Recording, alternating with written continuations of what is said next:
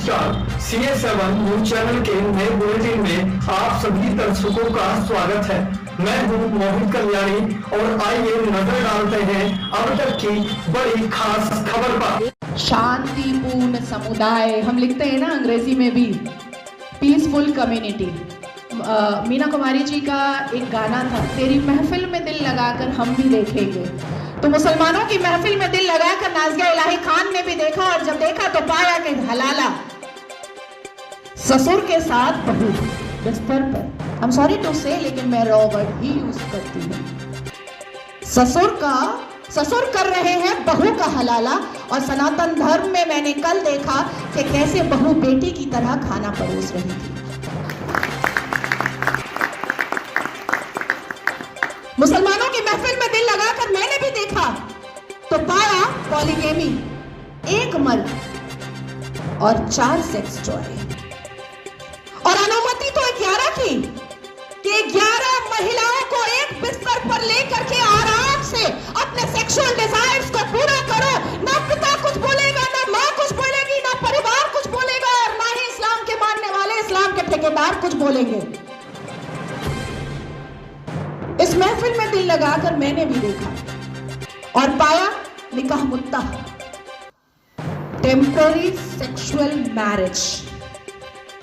कुछ समय के लिए एक शादी में गई, एक आयोजन में गई कोई लड़की मुसलमान बेटी, और वहां पर किसी शादीशुदा अधेड़ मर्द को एक चहचहाती हुई, एक उछलती कूदती हुई मुसलमान बेटी पसंद आ गई और कह दिया अब्बा जान को कि ये लो 5 लाख रुपए और 1 हफ्ते के लिए अपनी बेटी दे देना। कॉन्ट्रैक्ट होता है, कॉन्ट्रैक्ट। हमने रज़ाकार के आखिरी मुखबिर असदुद्दीन अवैसी को सुना होगा कि निकाह इज अ कॉन्ट्रैक्ट मैरिज। हमारा विवाह नहीं होता, हम साथ वचन नहीं लेते, ना आगे पति फेरे लेता है, ना पीछे पत्नी फेरे लेती है। हमारा तो कॉन्ट्रैक्ट होता है, हम तो एक डील में आते हैं। ये है। तो इस महफिल में जब दिल लगाया और भीतर से, तो पाया कि निकाह मस्यार भी होता है। निकाह मस्यार कैसा होता है कि 1 लाख रुपए पर 1 महीना लड़की रहेगी, और सुबह किस वक्त कौन सा सूरज निकलेगा और शौहर छोड़ करके भाग जाएगा, पलटकर पूछना नहीं है, क्योंकि मस्यार निकाह में है कि तुम कहां भागे हो ये जानना नहीं है। तो मैं पूछना चाहती हूं कि अगर इस्लाम अपने रसूल का पैगाम है, अगर मुसलमान शांतिपूर्ण समुदाय है, तो चप्पल और पत्थर से मस्जिद अल्लाह का घर कैसे बचाते हो भैया? कैसे?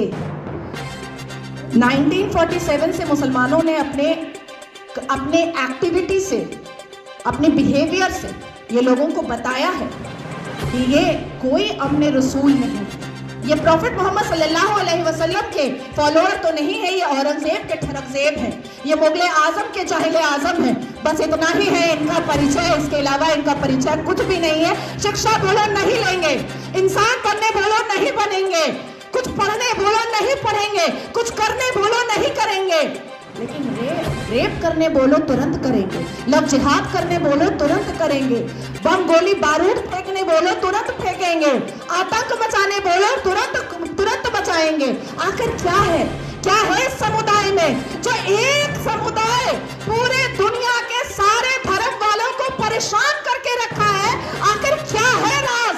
उस आसमानी किताब का, उस अल कुरान का राज क्या है जो मदरसों के अंदर छुप कर पढ़ाया जाता है, जो मजार के अंदर छुप कर करवाया जाता है, जो मस्जिदों के अंदर छुप कर सुनाया जाता है, जो घरों के अंदर तरबियत और तालीम में बताया जाता है? क्या है उसका राज? क्यों कहते हैं मुसलमान घर में अंदर ही जब बेटी छोटी सी होती है और बच्चा छोटा सा होता है, प्रसाद नहीं खाना हराम है, आप ही चले जाते हैं सवैयां खाने। हमें बताया जाता है प्रसाद नहीं खाना हराम है, हमें बताया जाता है मंदिर के सामने खड़े नहीं होना, अल्लाह नाराज हो जाएगा। हमें बताया जाता है कि हिंदुओं के घर का पानी ना पीना, अल्लाह नाराज हो जाएगा। हमें बताया जाता है कि अपने जीवन साथी के लिए हिंदुओं को कभी मत चुनना, नहीं तो घर से, परिवार से बेदखल कर दी जाओगी। क्या है राज? उस राज को खोलना चाहिए। मैं जानती हूं कि सनातन धर्म के लोग जिस हिसाब से अपने रामायण महाभारत श्रीमद् भगवद गीता को पढ़ते हैं, उनके अंदर शांति होती है, उनके अंदर इंसानियत होती है, उनके अंदर माफी की तलबगारी होती है, मैं जानती हूँ। लेकिन जिस गली जाना नहीं है उसका पता पूछना पड़ेगा। अपनी बेटियों को समझाना पड़ेगा कि कोई अब्दुल अच्छा नहीं है।